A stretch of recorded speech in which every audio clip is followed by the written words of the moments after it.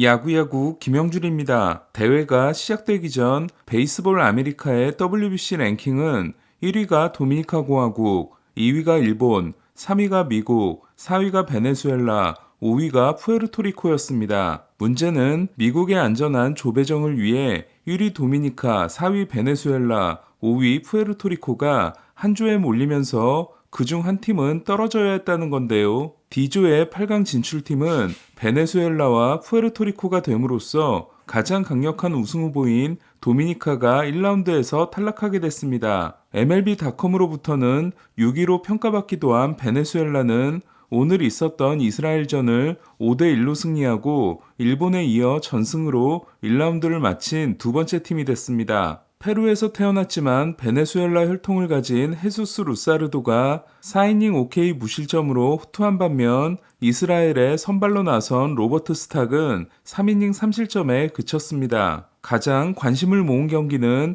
이기면 올라가고 지면 탈락하는 단두대 매치를 벌인 도미니카와 푸에르토리코였는데요. 예상을 깨고 메이저리그 143승 투수인 자니 쿠에토를 선발로 쓴 도미니카를 메이저리그 0승 투수인 페르난도 크루스를 쓴 푸에르토리코가 꺾었습니다. 출발이 나쁘지 않았던 쿠에토는 3회를 시작하자마자 지명타자로 나선 바스케스에게 홈런을 맞습니다. 푸에르토리코는 그야말로 포수로 일을 냈는데요. 지난해 월드시리즈 우승팀 포수였던 바스케스가 선제 솔로 홈런을 날린 데 이어 역시 휴스턴의 포수였던 말도나도가 기습적인 번트 안타로 찬스를 이어갔고 푸에르토리코는 계속된 무사 1, 2루에서 린도어와 키케의 적시타와 멜렌데스의 땅볼로 2회에만 넉점을 올리게 됩니다. 소토에게 137m 홈런을 맞은 푸에르토리코는 5회 한 점을 더 달아납니다. 린도어의 중전안타 타구를 제이로드가 뒤로 빠뜨려 단타와 중견수 수비 실책으로 홈을 밟는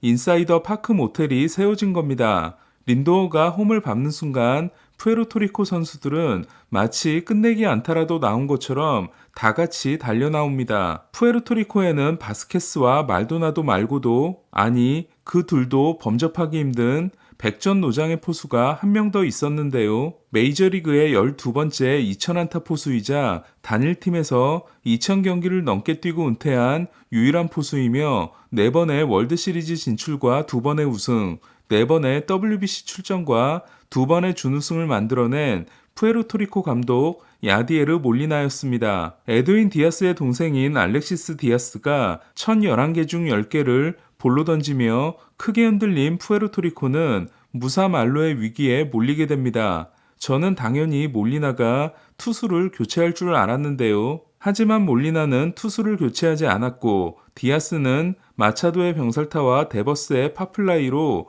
무사 만루를 한 점으로 막아냅니다. 베네수엘라에게 질 때에도 사타수 무안타로 침묵했던 마차도는 치명적인 병살타를 포함해 오늘도 사타수 무안타에 그침으로써 월드시리즈 우승을 노리는 샌디에고 팬들에게는 싸한 느낌을 주게 됩니다. 카밀로 도발이 올라와 101마일 싱커와 101마일 커터를 던진 도미니카는 9회 말 마지막 반격을 노리지만 너무 큰 산에 봉착하는데요. 푸에르토리코의 마무리 투수가 나르코와 함께 등장한 에드윈 디아스였기 때문입니다. 아니나 다를까 2012년 킴브럴과 2014년 체프먼에 이어 상대한 타자의 50% 이상을 삼진으로 잡아낸 역대 세 번째 투수가 된 디아스는 케텔 마르테, 진 세구라, 테오스카 에르난데스를 모두 삼진으로 잡아내고 경기에 문을 닫습니다. 2013년 결승전에서 페르난도 로드니가 마무리였던 도미니카에게 0대3으로 패했던 복수를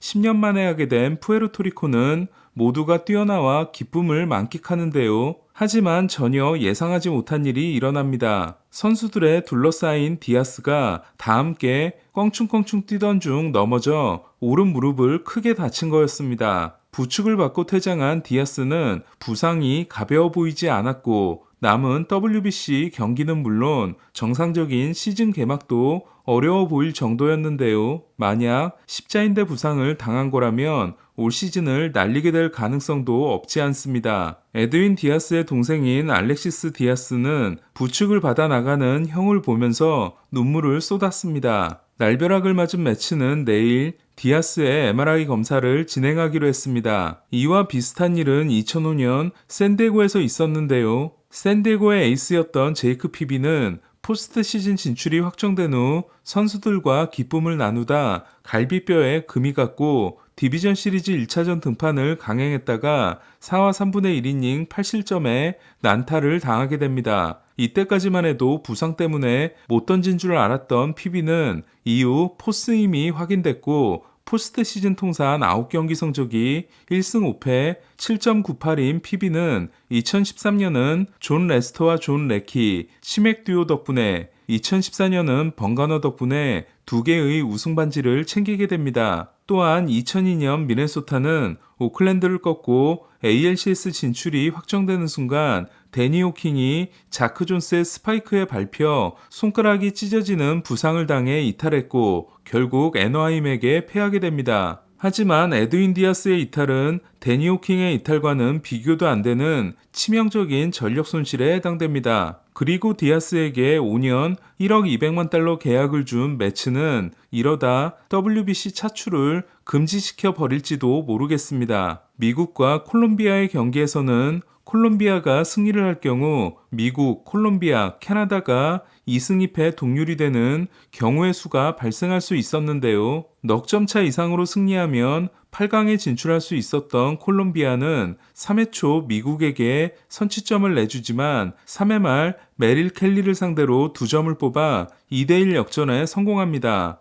하지만 미국에는 캡틴 아메리카 마이크 트라웃이 있었습니다. 3회 2사 2루에서 선제 적시타를 날렸던 트라웃은 5회 1사 2삼루에서 역전 2타점 적시타를 날려 3대2 재역전을 만들어냅니다. 배츠가 4타수 2안타, 트라웃이 3루타 포함 4타수 3안타를 기록한 미국은 트라웃이 배츠를 2번 불러들였고 나머지 타자들은 단타 2개에 그쳤습니다. 베리 본즈를 제외할 경우 MVP 3개가 역대 공동 1위에 해당되지만 지금까지 포스트 시즌 출전은 2014년 3경기에 불과한 트라웃은 22살이었던 당시 12타수 1홈런 1타점을 기록한 바 있습니다. 푸올스가 12타수 2안타, 트라웃이 12타수 1안타, 조시 해밀턴이 13타수 무안타에 그친 에인절스는 캔자시티에게 3연패를 당했고 화가 난 모레노 구단주는 계약 기간이 3년 더 남아있던 해밀턴을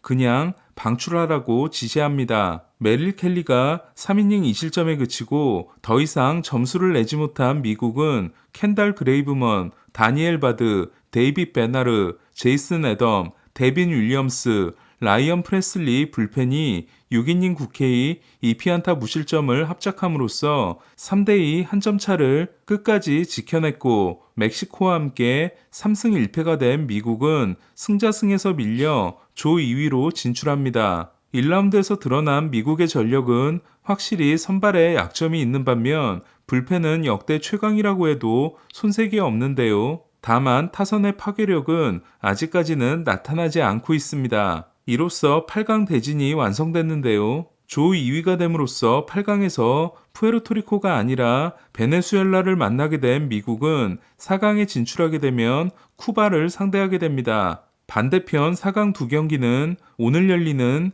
일본 대 이탈리아, 푸에르토리코 대 멕시코의 대결로 전력을 놓고 보면 일본과 푸에르토리코가 4강에서 만날 가능성이 높습니다. 그리고 쿠바 대 미국, 푸에르토리코 대 일본의 대결에서 미국과 일본이 승리하게 되면 트라웃과 오타니는 WBC 결승에서 만나게 됩니다. 일본은 중계권도 엄청 비싸게 사 200만 달러 이상을 지불한 것으로 추정이 되고 WBC 수익금도 메이저리그의 5분의 1 수준인 7%밖에 받지 못하지만 한국전이 44.4%를 찍고 호주전이 43.2%, 체코전이 43.1%, 중국전이 41.9%로 모두 40%를 넘어 카타르 월드컵 16강 경기에 21%보다 2배 이상의 시청률을 기록했다고 하는데요. 한국전 시청률 44.4%는 2006년 쿠바와의 결승전